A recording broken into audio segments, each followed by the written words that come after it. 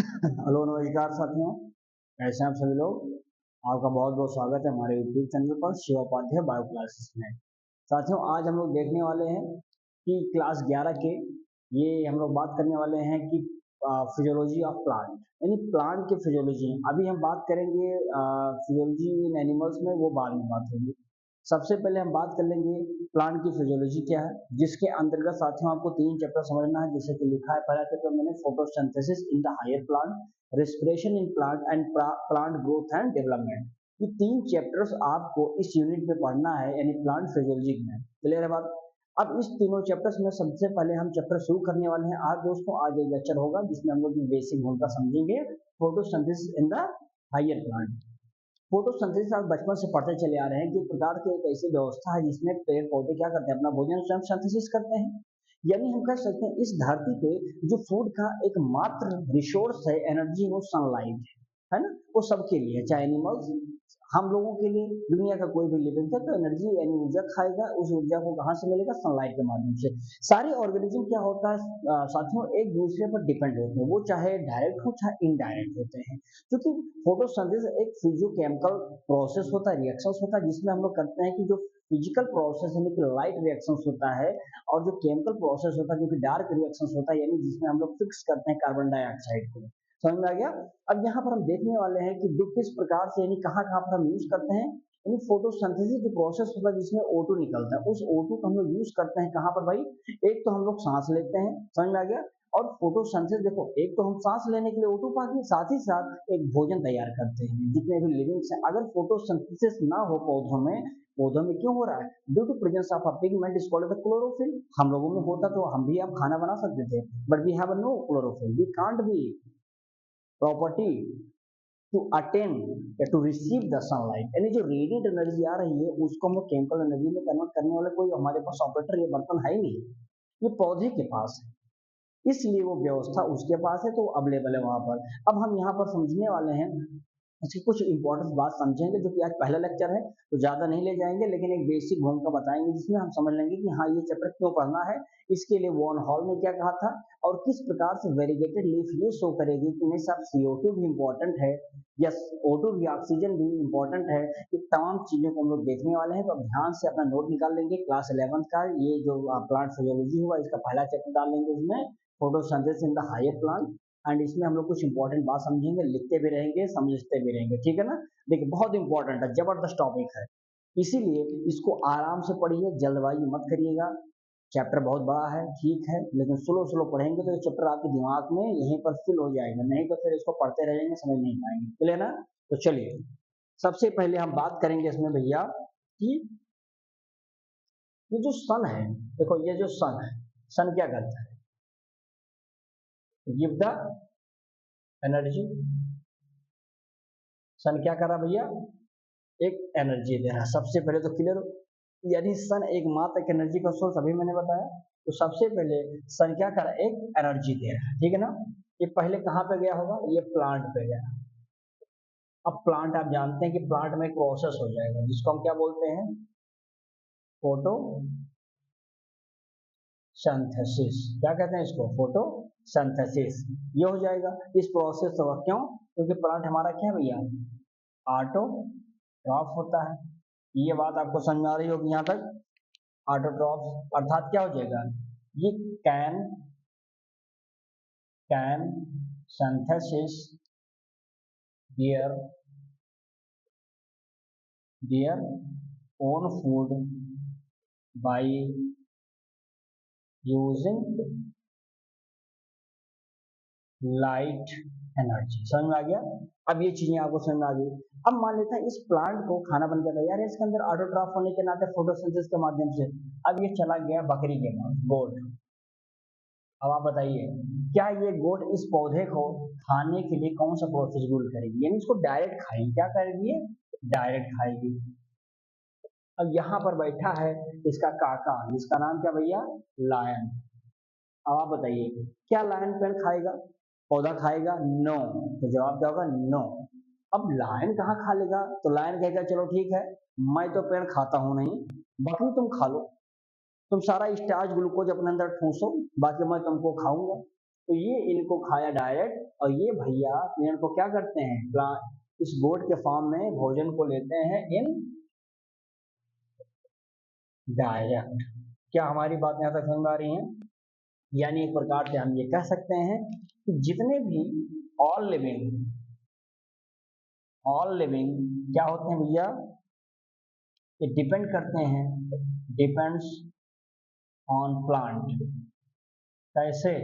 चाहे वो डायरेक्ट हो या फिर वो इनडायरेक्ट हो, ठीक है ना। फिर यहाँ बता देंगे कि सन एक अल्टीमेटली,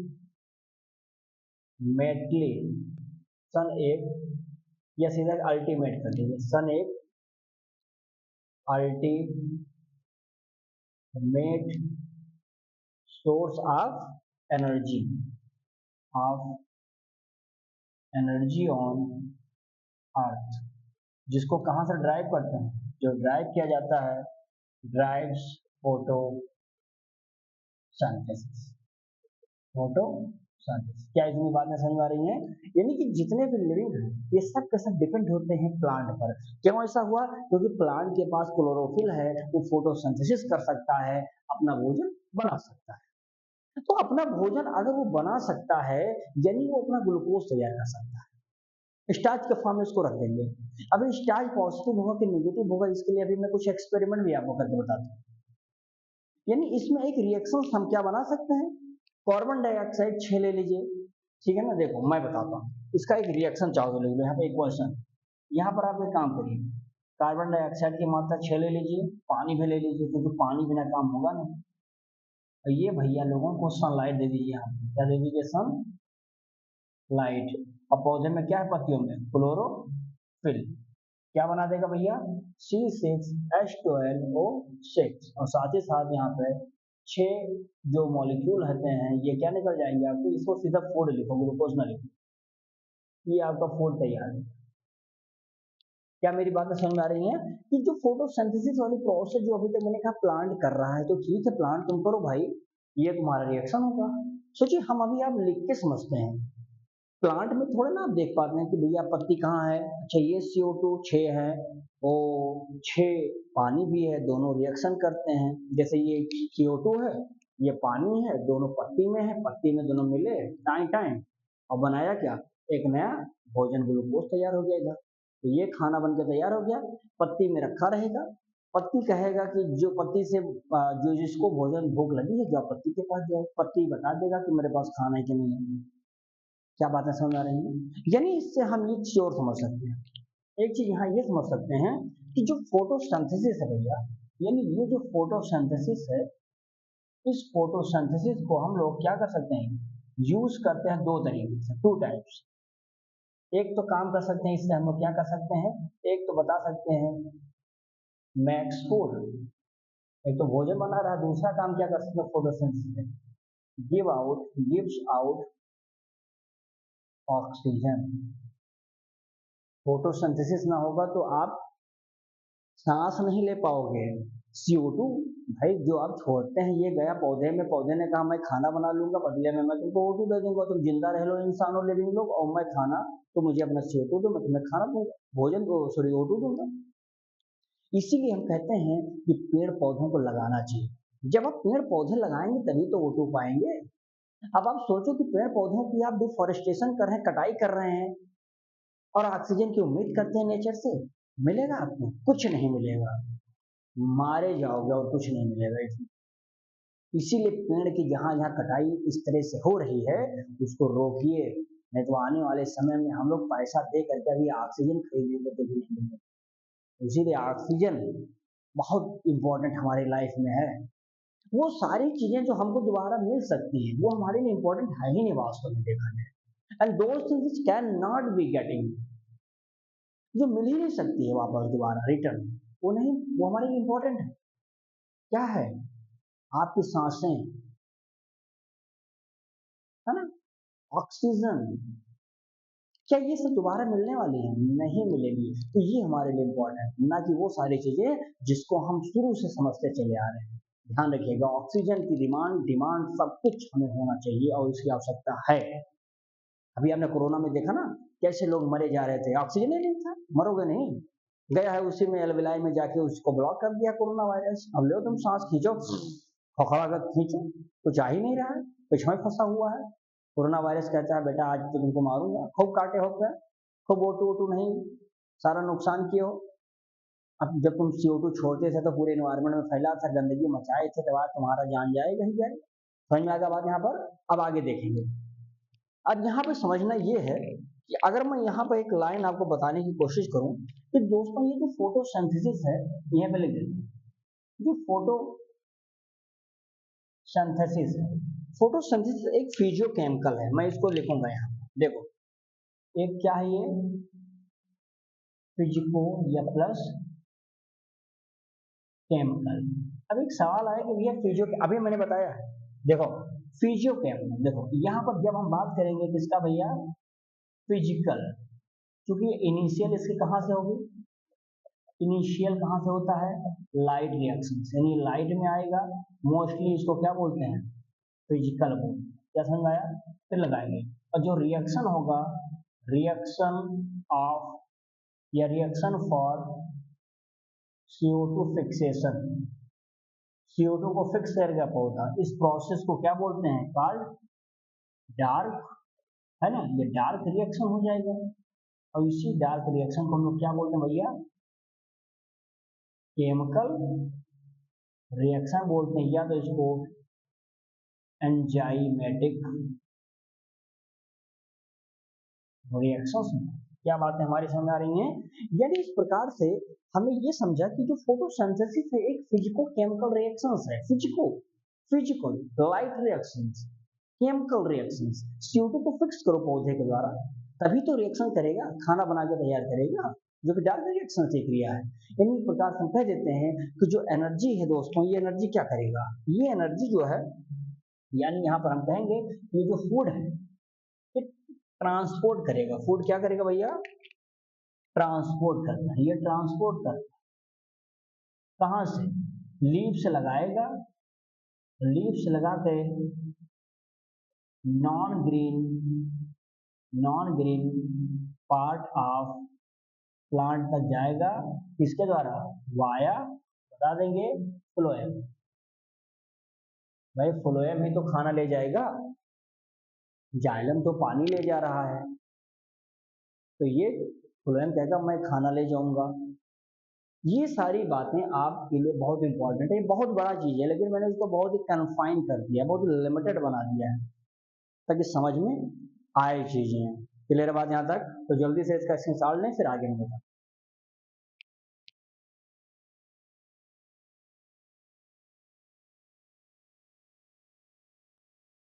चलिए आगे देखेंगे, लिखा व्हाट डू वी नो, क्या हम जानते हैं कुछ बातें, कुछ इंपॉर्टेंट बातें, जैसे वेरीगेटेड जो लीफ होती है, यानी देखो वेरीगेटेड मतलब मैं समझा देता हूँ, देखो जैसे कुछ वेरीगेटेड लीफ होती है, ठीक है ना, वेरीगेटेड लीफ अगर मैं यहाँ पे आपको बताऊं तो यहाँ पर सिंपल आप बता देंगे भैया, इन्होंने बताया कि इम्पोर्टेंस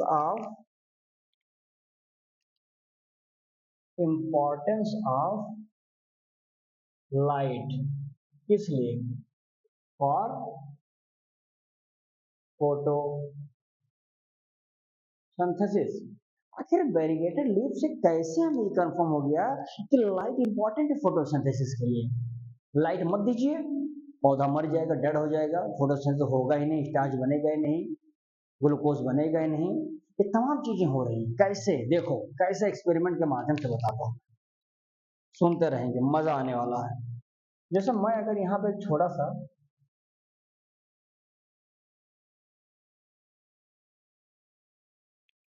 अगर यहाँ पर भैया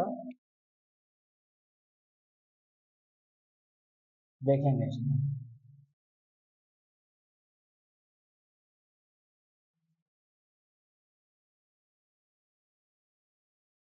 देखिएगा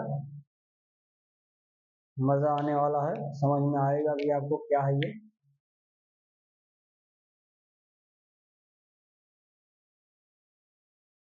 ये वेरीगेटेड लीफ है। यानी छोटे छोटे उस पर क्या होता है भैया, एक बहुत सारे मैनी कलर्स के धब्बे पड़े होते हैं, यानी उस धब्बे को वेरीगेटेड कहते हैं। अब हम देखिए क्या कहते हैं इसको। सबसे इंपॉर्टेंट क्या है कि आपके पास एक पेड़ है, ठीक है ना, एक पेड़ पर वेरीगेटेड लीफ है। वेरीगेटेड लीफ आप देखेंगे कि इसको ब्लैक पॉलिथीन से कवर करेंगे, यानी इन पर सिंपल हम बताएंगे। अगर यहाँ पे देखो, जो बेटा ये वेरीगेटेड लीफ है, अगर मैं वेरीगेटेड लीफ को इस प्रकार से लिखूं VL, क्या आप समझ पाएंगे? तो ध्यान दीजिएगा, शॉर्ट फॉर्म के लिए लिखा है। यानी ये जो वेरीगेटेड लीफ है, जो ये वेरीगेटेड लीफ होते हैं ना, इनको हम लोग क्या करते हैं भैया, कवर्ड कर देते हैं। कवर्ड या कह देते हैं इससे बाई ब्लैक पेपर। आप एक ब्लैक पेपर ले लीजिए और ब्लैक पेपर से आपने क्या कर दिया, कवर कर दिया, यानी आपने क्या किया है, लीफ हमारा कवर्ड हो गया। आप बताइए कि जब लीफ कवर्ड होती है तो क्या इसके ऊपर कुछ सनलाइट गिरेगी? अरे आएगी सनलाइट, आओ तो कोई मतलब नहीं है, करना है ना। वही वाली कहानी है कि आपको रसगुल्ला खाने का इच्छा बहुत है, लेकिन रसगुल्ला पॉलिथीन के अंदर है। आप देख पाते हैं कि this is the rasgulla, but you can't be it, आप खा ही नहीं सकते हैं क्योंकि पॉलिथीन के अंदर। भैया कैसे खाओगे बाबू? सेम प्रोसेस यही है। लगा इसको कि भैया फोटोसिंथेसिस मैं कर सकता हूँ इस पत्ती पे, लेकिन बाद में देखा भैया ये तो पॉलिथीन से ढका हुआ है, इस पर तो जा ही नहीं पाएगा। तो ये नहीं, वेरीगेटेड लीफ को मैंने ब्लैक पेपर से कवर कर दिया। फिर लिख देंगे यहाँ पर क्या है, नो फॉल या no sunlight, no sunlight fall. क्या सनलाइट गिरा? नहीं गिरा। क्या फोटोसिंथेसिस होगा? नो। फोटोसिंथेसिस आप देखेंगे तो फोटोसिंथेसिस क्या होगा?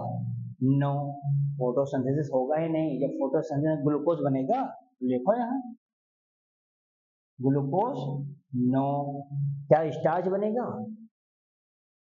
No starch. क्या स्टार्च नहीं तो इसका टेस्ट क्या होगा, तो लिख लेंगे स्टार्च नेगेटिव होगा। यहाँ पे नेगेटिव टेस्ट आ गया। क्या हमारी बातें कंफर्म हो रही बाबू? क्या है मैंने कहा, सेम प्रोसेस वहां पे होगा। तो वहां तो कोई कवरिंग सबिंग है ही नहीं, तो इसको तो सिंपल लिख दीजिए। यहाँ पर देखो, इसमें आप बता दीजिए कि इसमें साहब सनलाइट आएगा, सनलाइट विल फॉल, सनलाइट गिरेगा पत्ती पर। फिर आप बता देंगे क्या, फोटो सिंथेसिस होगा ही होगा, बना। फिर आप देखेंगे ग्लूकोज, ग्लूकोज बनेगा ही बनेगा। फिर आप देखेंगे इसमें स्टार्च, स्टार्च तो बनेगा ही बनेगा, ये भी बनेगा, ठीक है। यानी इसका टेस्ट क्या होगा, टेस्ट पॉजिटिव, टेस्ट क्या होगा, पॉजिटिव हो गया। क्या बात हमारी समझ में आ रही है? तो पहला एक्सपेरिमेंट ने ये सिखा दिया कि आपको फोटोसिंथेसिस करने के लिए लाइट की क्या इंपॉर्टेंस है। देखो देखिए, एक पॉइंट में क्लियर करने की कोशिश कर रहा हूँ। लाइट की इंपॉर्टेंस आपको समझ में आ गई कि फोटोसिंथेसिस में किस प्रकार होगी। वो कैसे क्लियर किया आपने, वेरीगेटेड लीफ से। वेरीगेटेड क्या है, पत्तियों के ऊपर छोटे छोटे कलर्स के धब्बे पड़े रहते हैं, जिससे उसमें हम क्या कर सकते हैं, उसे कलर को आइडेंटिफाइड भी किया जा सकता है। तो ये पिगमेंट से पाए जाते हैं। ढक दिया ब्लैक पेपर से, कुछ नहीं हुआ, लेकिन सादा जहां देखा एक्सपोज था, तो यहाँ पर क्या है, देखो यहाँ पर लीफ क्या है, आपका लीफ एक्सपोज है। और जब लीफ एक्सपोज है तो सारी प्रोसेस इसमें संभव है। क्या बात हमारी समझ में आ रही भैया? तो अगर समझ में आ रही है तो इसका जल्दी से स्क्रीनशॉट लो। फिर एक एक्सपेरिमेंट बताता हूँ वन मॉल वाला, ठीक है, चलो जल्दी करो।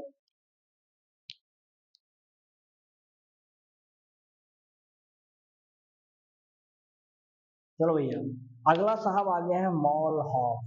अब मॉल साहब का लीफ के ऊपर एक्सपेरिमेंट था, किस लिए था? इन्होंने इंपॉर्टेंस ऑफ CO2 बता दिया। क्या बताया? इंपॉर्टेंस ऑफ कार्बन डाइऑक्साइड अर्थात CO2। अब CO2 फोटोसिंथेसिस करने के लिए जरूरी है कि नहीं? अभी मैंने कुछ देर पहले CO2 के 6 मॉलिक्यूल लेकर के पानी से 6 मॉलिक्यूल के साथ रिएक्शन कराया, C6H12O6 नामक ग्लूकोज यानी फूड बनकर तैयार हुआ, 6 अमाउंट में O2 भी निकल गया। तो क्या वहां पे CO2 इंपॉर्टेंट नहीं था? बहुत जरूरी था। लेकिन ये कह रहा है कि इंपॉर्टेंस है कि नहीं है, कैसे पता चलेगा? इसका एक एक्सपेरिमेंट देखो, मैं बताता हूँ। जबरदस्त तरीके से। आप एक काम करो, टेस्ट ट्यूब ले लो, क्या ले लो यहाँ पे एक, थोड़ा सा टेस्ट ट्यूब गड़बड़ है ना, देखो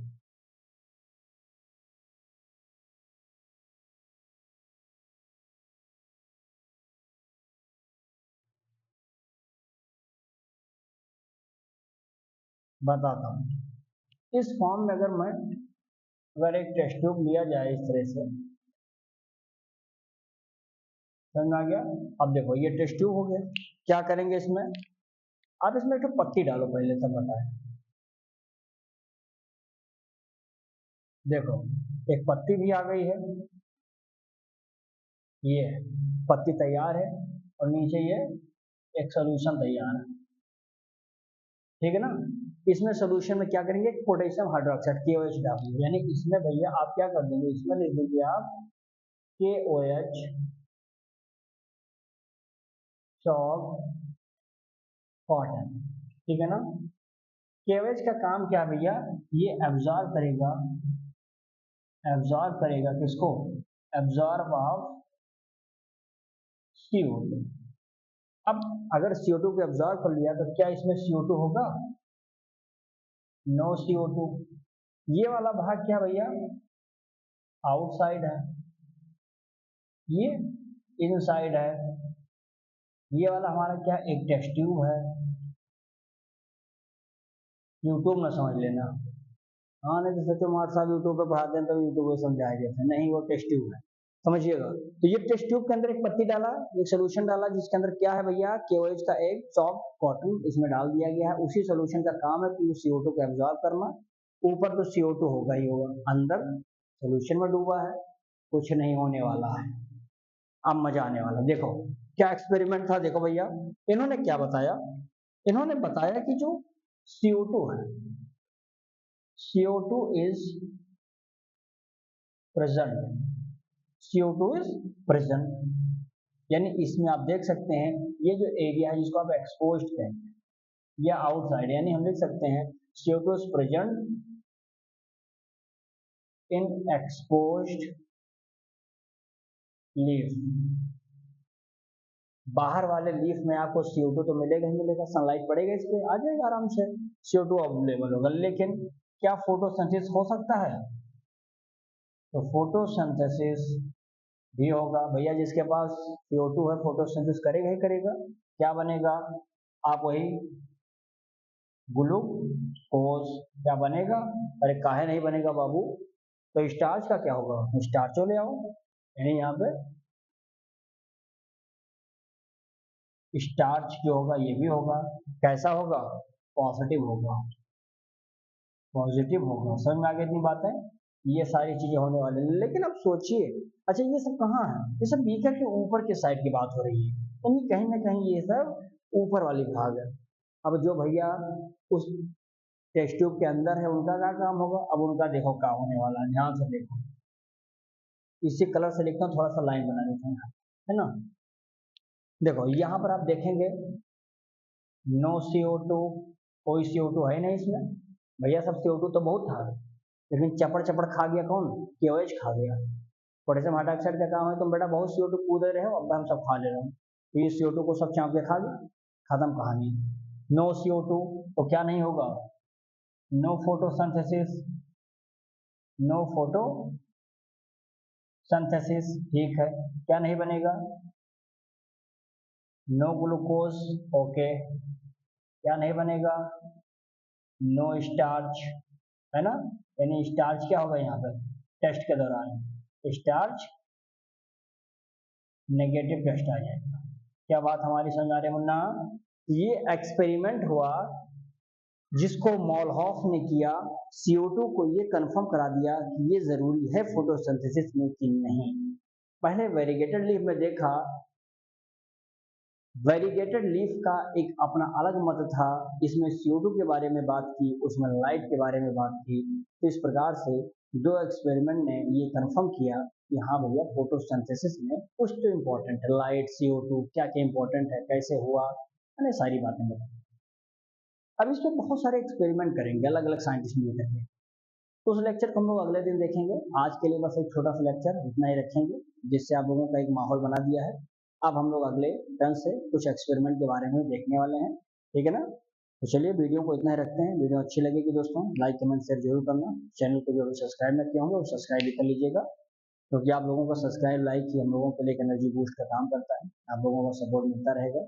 मेहनत करने में हम लोग पीछे हटने वाले हैं नहीं, लगातार मेहनत आपके साथ होगा और आपको बेहतर बनाने की पूरी जिम्मेदारी हमारी है। बशर्ते आप लगे रहिए। तब तक के लिए बहुत बहुत धन्यवाद। स्क्रीन शॉट जरूर लीजिएगा।